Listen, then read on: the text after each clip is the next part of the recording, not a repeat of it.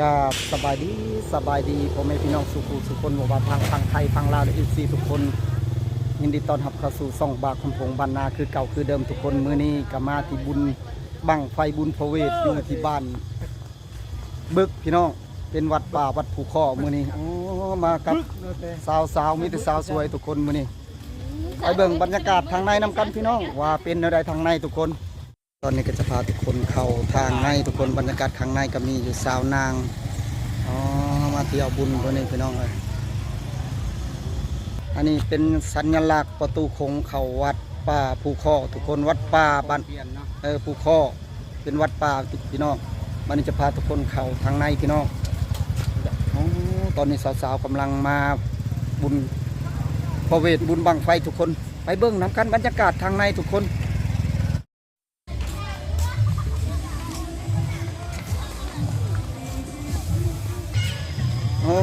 สบายดีสองสาว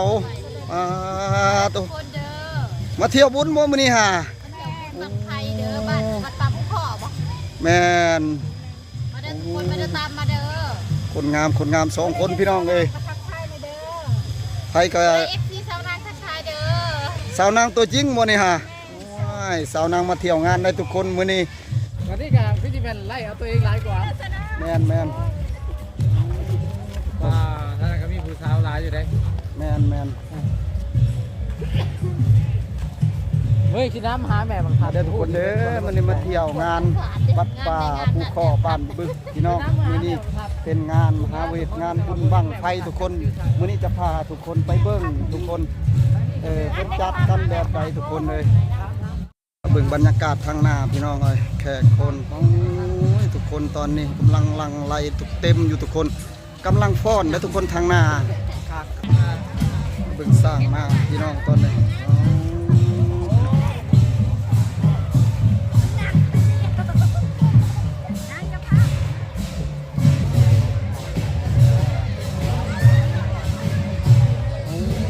นี่เป็นสร้างโตบักใหญ่พี่น้องเลย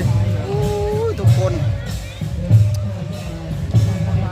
ว่าคนตอนนี้กำลังทุกคนเพราะว่ากำลังฟ้อนนะทุกคน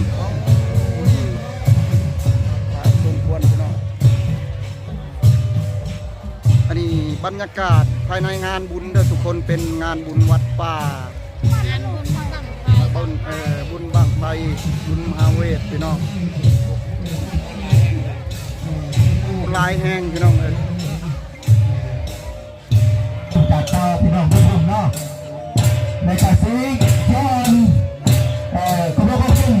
พี่น้องได้พูดเหรอได้พูดเหรอ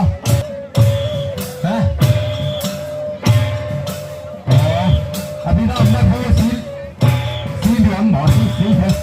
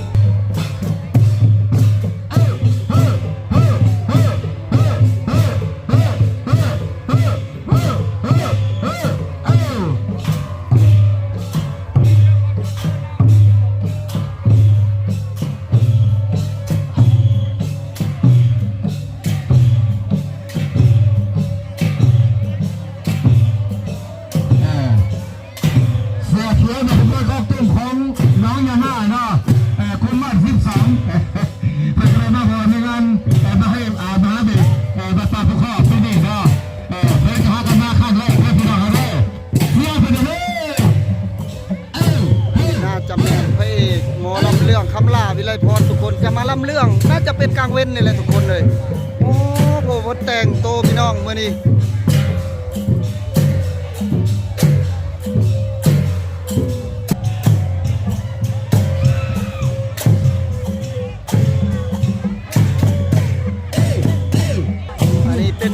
บวนพรบ้านคอพี่น้องขบวนพรกองยาวกองอีตุ้มพี่น้องเลยกำลังจัดเข้าถือว่าแต่ละทีมพี่น้องไปฟ้อนเบิดมื้อนี้โอ้พี่น้องเลยอันนี้คืออาจารย์คำลาวิไลพรจักหน่อยเพิ่นจะมาลำพี่น้องอันแห่พระเวทพี่น้องเลย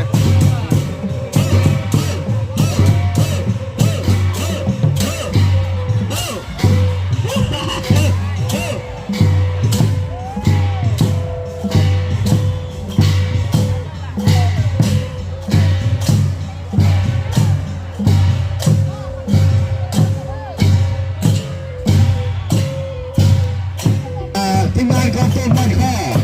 เสื้อสีเขียวมาดิเขียวเข้มเด้อมาได้นาเด้อพวกเขาเด็กกับปาที่โตเออ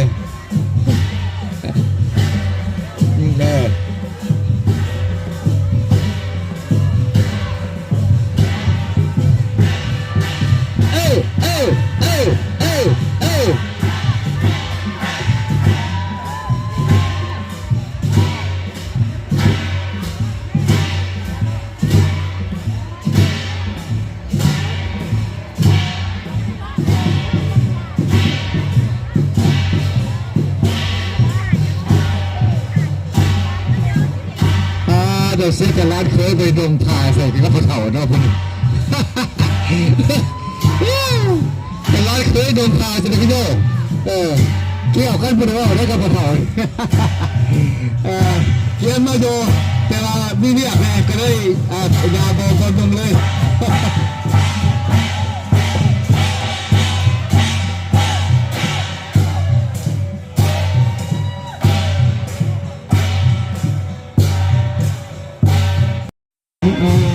ตอนนี้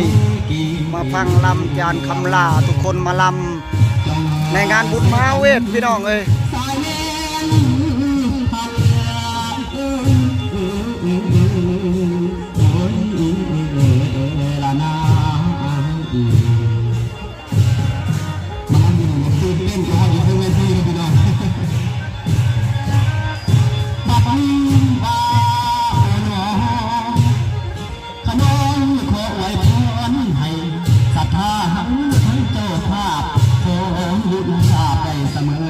ดังประสงค์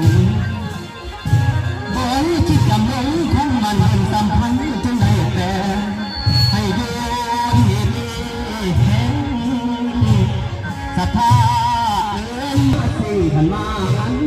ให้คนไว้เด้น้องถึงบ่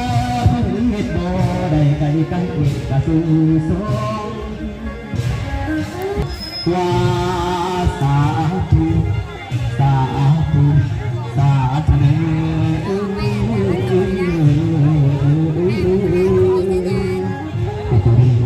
ตั้งวันเดือดพ่อแม่เอ้ยนิ้วมือสวมแหวนเพชรนั่งรถเก่งน้อพันโกใส่แทงคำพระปานโซใจเด้อพี่น้องเอ้ยให้ได้ใส่เท่าคำพระปานโซเต็มโตเหลืองยาเป็นเจ้าภาพมือไอ้ดีมันดอกลางพรเข้าใจไหมครับอายุยืนดังก้อนหินอ่อนดังภูเขาน้องมันบุญน้องมันพายดีแบบทั้งหลายเอาไปถวายอาจารย์ต่อได้เพียงเด้อทำบุญกุศลนำกันโอ้ยพี่น้องเอ้ยมันบุญในมือนี่ไอ้ดีมันดอกดังพรอายุยืนดังก้อนหินอ่อนดังภูเขาเด้อแม่เด้อท่านหูตาเป็นมือโอ้ยท่านหูตาเป็นมือบัดแก่ลงดังแอนพี่น้องเอ้ยกับทางแฟนและที่งานให้เจ้าสุขสำราญอย่ามีใดน้องเอาศรัทธาเอ้ยมาวันบุญในมือนี่ตบมือให้เบาคำลาแม่เด้อตัดต่อเด้อสาธุบุญกันเด้อโอ้ยพี่น้องเอ้ยยาให้เบาคำลานี่เกิดทำพาพระจักกันยันพี่น้องเอ้ยฉันเดินไปลาฉันหนาเป็นพระ หมอลำเรื่องพี่น้องเพชรดวงดาวคือเป่าคำลาวิไลพรพี่น้องเลย ขอบใจเด้อโอ้ยพี่น้องเอ้ยเจ้าพระองค์ทรงแก้มแหนมแล้วจังแน่นงามเพิ่งสิอยู่ปากน้ำคุณละฟังใจกันให้มีความสุขสันต์บัดนี้งานยังเอิ่มเสน่ห์เดิมเป็นลำดับเดิมพี่น้องเอาไปลำให้พี่น้องขอไว้ใส่ให้พี่น้องโอ้ศรัทธาเจ้าจงเจริญใส่เบิ้ล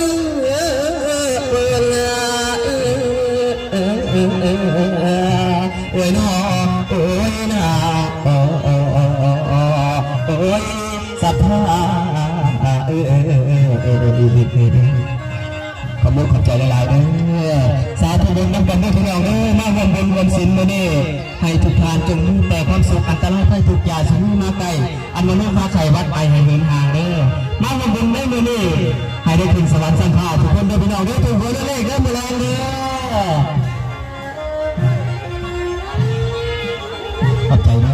อขอบใจเด้อเด้อขอบใจเด้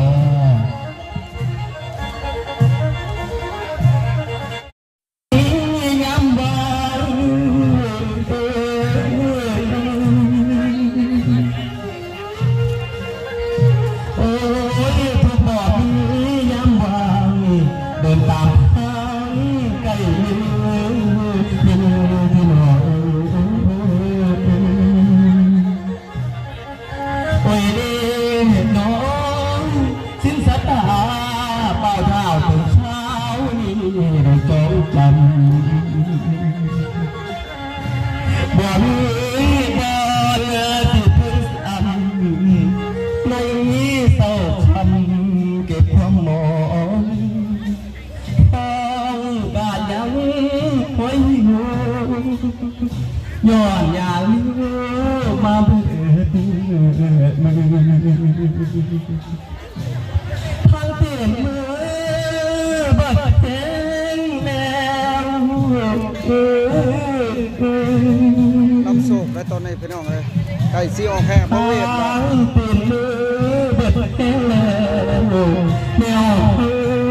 เป็นมาตัวจริงพี่น้องวันนี้จะได้ออกแค่พระเวทพี่น้องคือว่ามาตัวจริงพี่น้องบุรณามาแบบว่ามาพอพี่น้องคนน้อยๆได้พี่น้องพื้นที่เป็นตาญาตินะพี่น้องทุกคนเลยยานหลายเด้อยานแต่ไปบ่พ้นยานตกลงยุบกับเจเยี่ยมแล้วพี่น้องเยี่ยมแล้วเป็นมาตัวจริงเลยจะได้ออกเอาพระเวทพี่น้องไปมีของ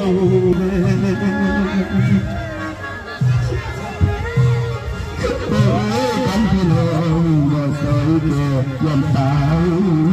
แต่เป็นเดือดร้อนแม่เดินเป็นข้าวเดือดร้อนมาขอเพื่อนให้ไปผู้เสียเมตตาการอะไร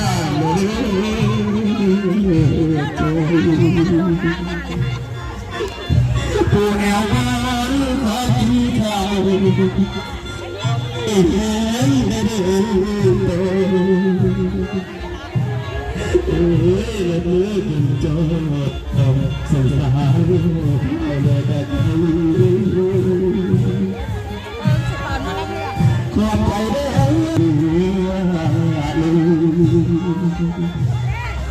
ถ้าได้เดินไปมันคนหล่นทั้งตายอย่าออกพี่น้องสาธุเด้อบุญคนทานกูบ่มีสิจีนหางานได้ข้าวที่ย้อนอยู่ไปเงินเอามาเมื่อถึงกำ เมื่ออยากจะมียามเมื่อไปพบใส่ดอกคืน ล้ำแบบกลางเว้นสดๆพี่น้อง ก่อนที่มาตอนแล้วกลับขึ้นไปได้กว่าเก่าได้พอดู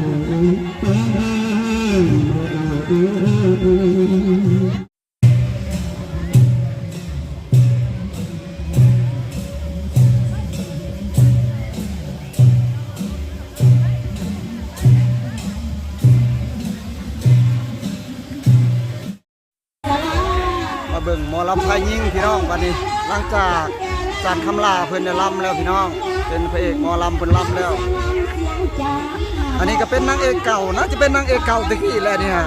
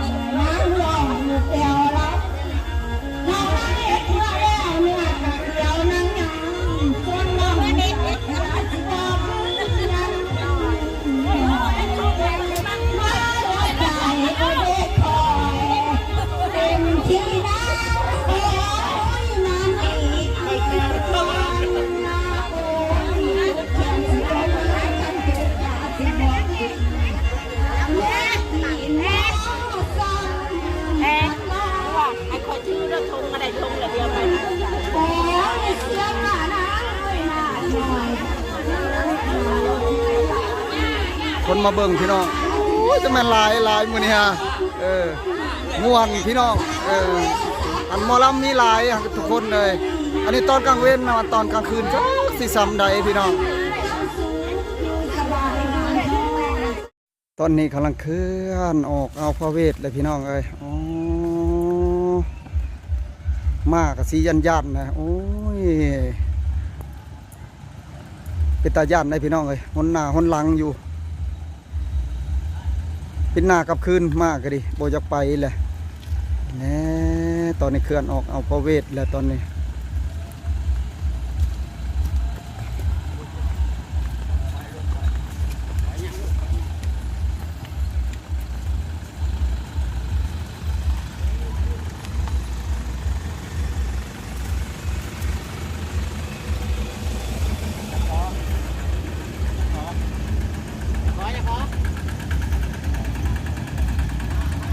อันนี้เป็นรถอีแตก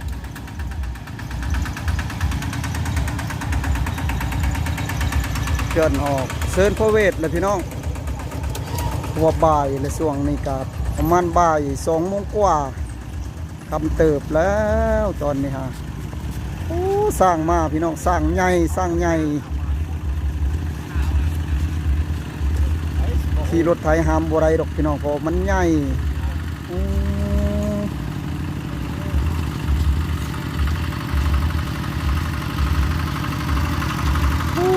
ความใหญ่ว่าหามบ่ได้แหละ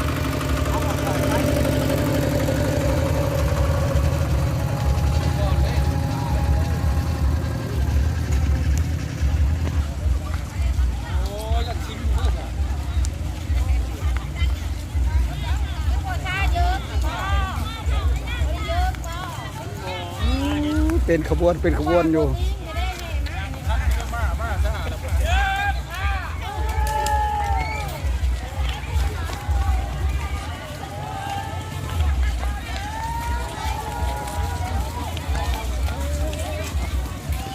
ที่เลิกพี่น้องเลยคนหลา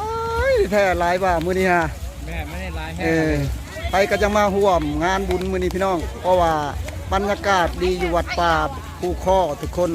เมืองจำพรแขวงสวรรณเขตเพราะว่าห่มเย็นคักพี่น้องเป็นบุญช่วงท้ายสุดท้ายก็แม่นเลยพี่น้องเลยสบายดี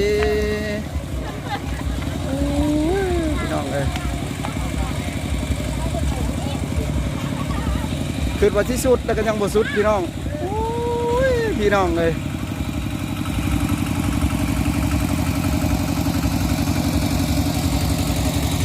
ถือว่าใครก็จังมาทำบุญทำทานช่วงท้ายพี่น้องถือว่าช่วงของท้ายปีและปีนี้ฮะถือว่าท้ายสุด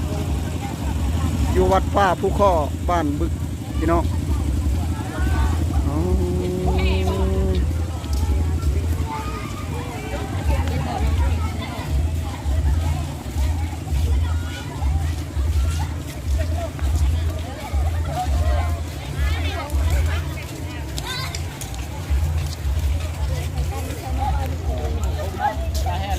ลาย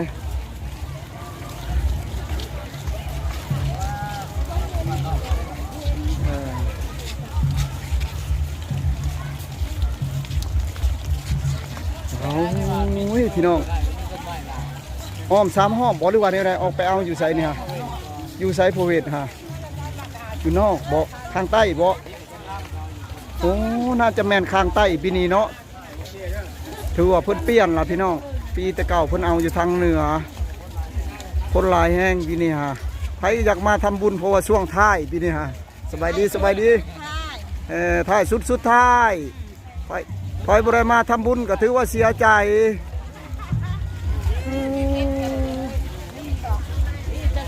สบายดีโดยอ๋อ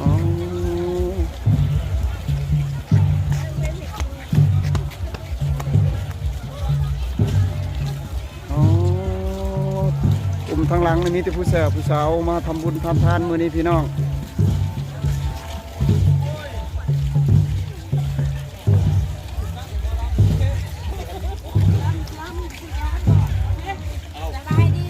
สบายดีนี่ก็ FC นี่ FC นี่ก็ดี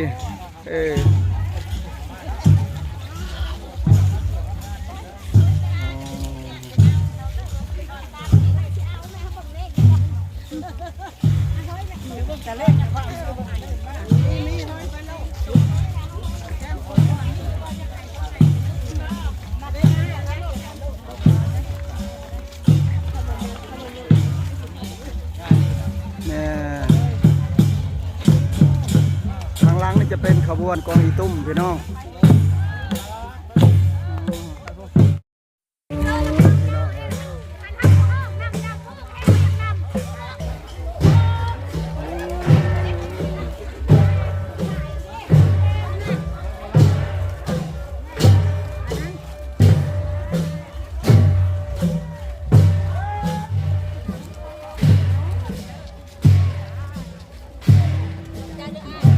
สบายดี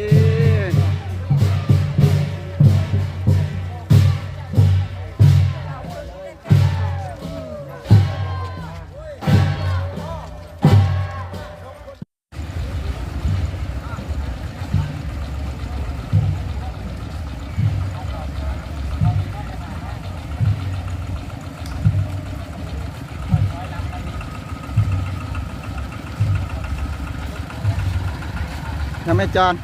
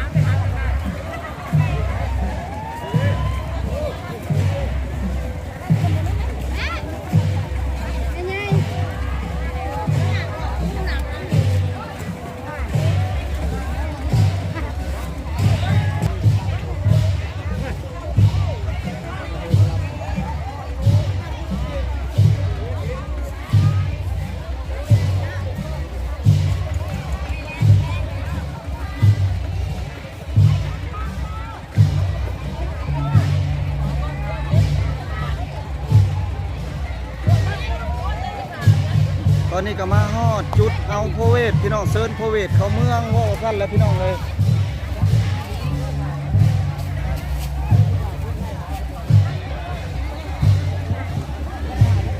เป็นเลยหันหน้ามาทางศาลดิ คือว่าฮอดจุดเลยพี่น้องคือว่าฮอดจุดบอลเอาโพเวทเซิร์นโพเวทสถานที่ก็ถือว่าห่มเบิดห่มเต็มไปด้วยห่มมีแต่ต้นไม้ ครูบาอาจารย์เฮากันนิมนต์ทั้งการลำพิธีหอเสริมพระเวทนำมาเด้อขน่อยเด้อนี่นิมนต์ครูบาอาจารย์อภินัมขน่อยโดยนิมนต์พระอาจารย์พ่อขึ้นธรรมะเลยเราจะฟังเสียงเล่จากพระอาจารย์พรจากขวานเสียงซุ้มโอ้เสียงดีเสียงม่วนพระเอกหมอลำเก่าคนไหน ห้ามเงินมาให้ห้ามเงินมาให้เด้ ครูบา อ อาจารย์เป็นนิมนต์นะยาปานีนิมนต์ยาปานีมาพี่นิมนต์โอนหน้าปากทางพ่อพระเวทเนี่ยนี่พ่อพระเวทเลี้ยวซ้ายเลี้ยวขวาเลยนี่นิมนต์ คือฮอดบนจุดเอาโพเวทพี่น้อง ธรรมเนตร มาเบิ่งทางนี้ว่าเพิ่นเฮ็ดหยังคือว่าหลายเอาแท้เอาว่า เอาต้อง เพิ่นแจกเงินพี่น้องลมตะพื้นตะพื้นพี่น้องเอ้ยพี่น้อง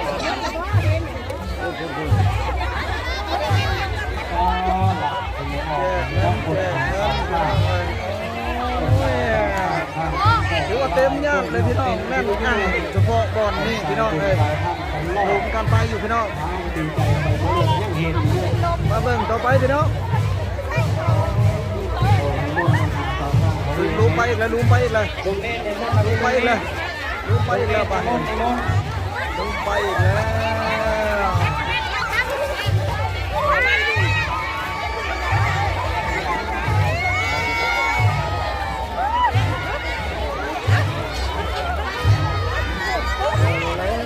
วเอาแล้ว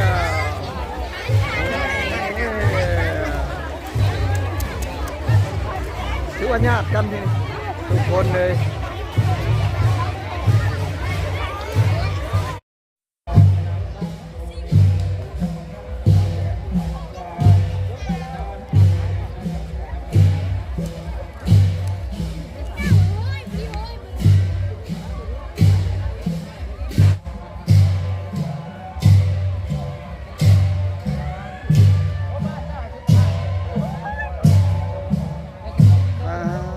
สาวงามได้สาวงามมาแห่พระเวทพี่น้องเลย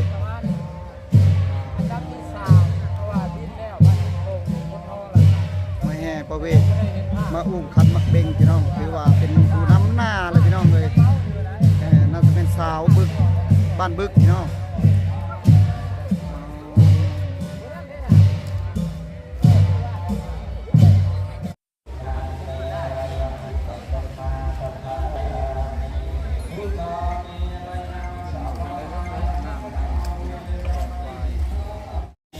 ทุกคนตอนนี้ถือว่ายังเอาพระเวทอยู่ทุกคนบ่าวคำพงก็จะได้กลับบ้านก่อนพี่น้องถือว่าบ่ได้เบิ่งตอนเพิ่นจูดบังไฟพี่น้องเลยตอนนี้ก็ดีก็จะได้กลับบ้านกลับซองก่อนเด้อพี่น้องเด้อถือว่าส่วนว่าคลิปก็จะได้จบซ้ำนี้ก่อนเด้อพี่น้องเด้อก็ขอกราบคำว่าสบายดีพ่อแม่พี่น้องสุขสุขคน